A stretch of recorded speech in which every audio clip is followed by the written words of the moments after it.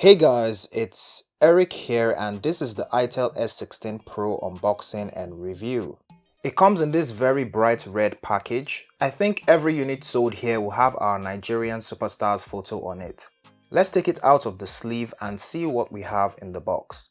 When you open it up, you're greeted with an envelope that houses the SIM ejection tool and a hard plastic case. This one is translucent. We'll try it on later. We have the device wrapped in plastic. Let's take out the sticker on the front and on the back. This is the Gradient's green color. It also comes in dark purple. On the bottom compartment, we have a 5 watts charger, a micro USB cable, and a single AirPod. This is clearly supposed to be the star of the show, aside Olamide. Very unexpected to be honest, and listening to music on it is actually not bad at all. You get some earbud tips in different sizes. Let's go ahead and try that case on.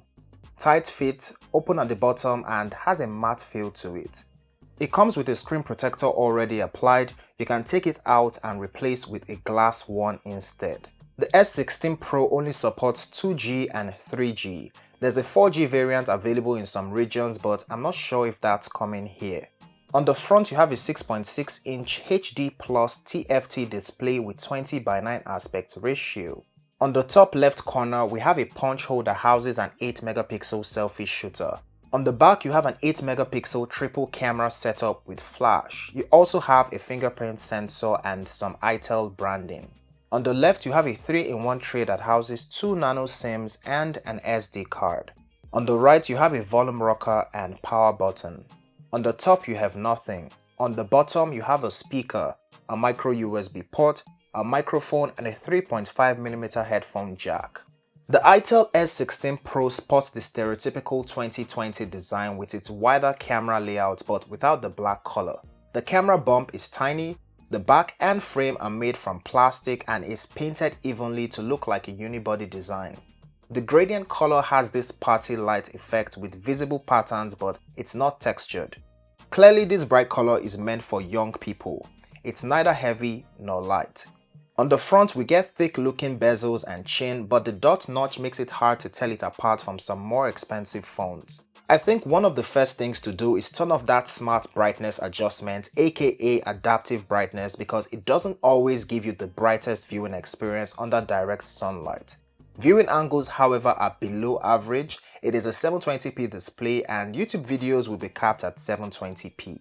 Colors aren't the most vibrant here, all of which is to be expected in this price range.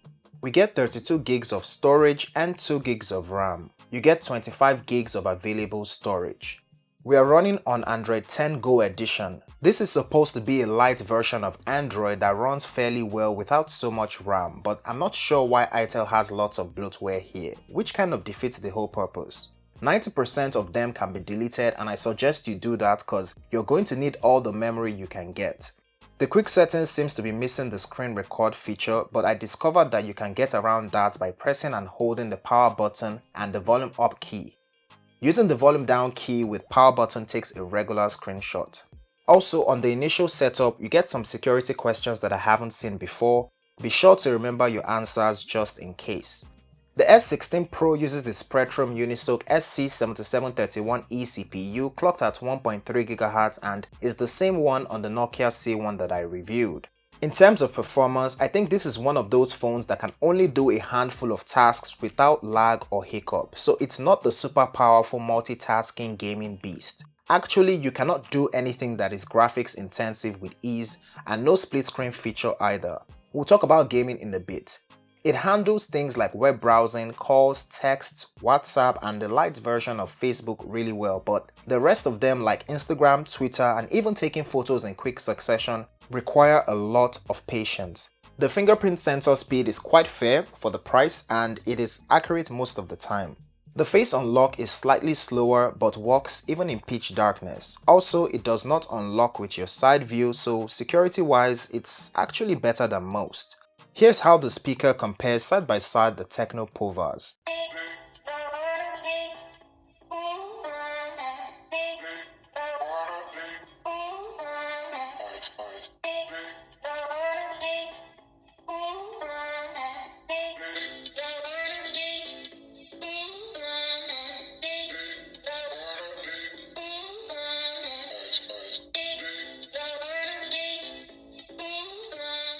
When it comes to gaming, as usual, I tried to play PUBG, but it didn't run well enough to consider it playable. So yeah, the S16 Pro is really times 1000 not meant for gaming. It didn't run Temple Run 2, so that should give you an idea of the kinds of games that would actually run on this guy. Games like Smash Hit and Jetpack Joyride are playable, but it's best to not expect to play any games on this phone. It is powered by a 4000 mAh battery, and I put it through my usual battery test, 4 hours of Instagram and 3+ hours on Facebook, all on Wi-Fi. This gave me 9 hours of screen on time with 9% left to spare. We have seen 4000 mAh battery last a lot longer. This will last the typical user a whole day, but the standby is quite poor, so you have to charge at night or risk waking up to a dead battery. Better still, plug this phone whenever you can, cause it took me 4 long hours and 23 minutes to charge from 0 to 100%. It does not support fast charging and there's no getting around that. The S16 Pro's camera interface is pretty simple but somehow packs Pro mode, which is totally unexpected from a device in this price range. Let's see some photos.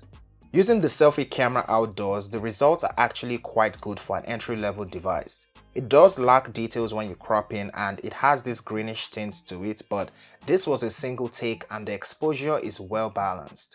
With portrait mode, the background isn't entirely blurred out, but I can live with the margin for error compared to blurring out my head or ear as most entry-level phones do. The primary camera is a lot more detailed and you get better skin tones, but the beauty feature, though turned off, is still fading this out a little bit. Using portrait mode leaves it looking even more beautified. The sense of depth is similar to that of the selfie camera. I'll say that the entry-levelness of this camera is very obvious when you crop into any image and will not pass on social media as crispy unless you take it to Lightroom or Snapseed. As for dynamic range, it doesn't really have the range. It may not have been a cloudy day, but it was pretty sunny outside.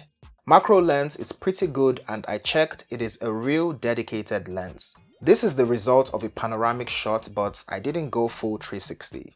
Indoors, the outputs are exactly what you expect from entry-level phones. Too soft on the primary lens and too white walker-ish on the selfie lens. Portrait mode has a bit of that greenish oily effect that reminds me of Samsung J series from 2017. The screen flash is not going to cut it, you'll need a very well lit room. It records videos in 720p for the front and back camera.